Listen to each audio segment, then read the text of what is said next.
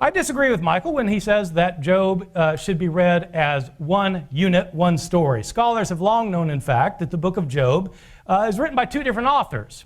You have the story of Job at the beginning and the end that everybody's familiar with. You have Job, who is the righteous man who's never done anything wrong. In fact, he's so righteous that he performs sacrifices for his children in case they've done anything wrong every day. He's the most righteous man around. He's extremely wealthy because God has blessed them. And then God brags on him to the Satan, the adversary. And the Satan says, well, yeah, of course he's righteous. You've given him everything.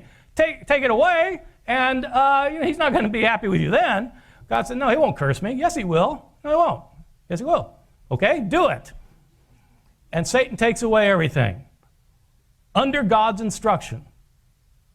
He takes away all of his wealth, all of his possessions. He ends up killing Job's 10 children. This story makes Yahweh look really stupid. It looks to me like Satan tricked Yahweh into letting him get away with torturing one of the most pious people in the world. Maybe Satan knew that Yahweh wouldn't allow him to just destroy everything that Job has, so he says, hey Yahweh, I bet Job will stop loving you if I take away all of his blessings. And Yahweh takes the bait and says, oh yeah, well I'll show you, and then gives Satan permission to treat Job as sadistically as he likes. Well, why does Job suffer? It's not because God's punishing him for sin. No, in this case, God's testing him to see whether he will curse him. Is it really worth the cost? I think it's even worse than that. If Yahweh is omniscient, he shouldn't need to test Job. He should already know whether Job will curse him or not. The reason he allows Job to be tortured is not so he can find out how pious he is, but rather so he could illustrate to Satan how pious Job is. He allows Job to be tortured to show off and brag about how dedicated his followers are. The prophets thought that you sinned and God punished you. And that's the position of Job's friends. Job, you're suffering because God is punishing you. That interpretation would actually make a lot more sense and be a lot less sadistic. Yahweh does not allow Job to be tortured because Job sinned. He allows Job to be tortured for precisely the opposite reason. It is actually because Job is such a great guy that Yahweh allows Satan to torture him. Yahweh permits this because Job is a great guy and he wants to show off what a great guy Job is. Why is this happening? Job doesn't know. He knows God is doing it to him. He doesn't know why God is doing it to him, and he asks God for an audience.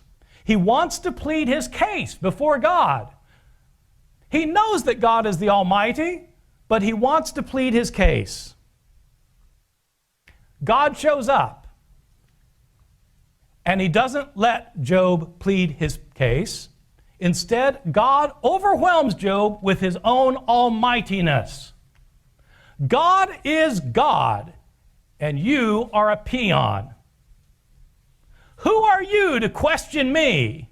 Were you there when I laid the foundations of the earth, says God, speaking out of a whirlwind?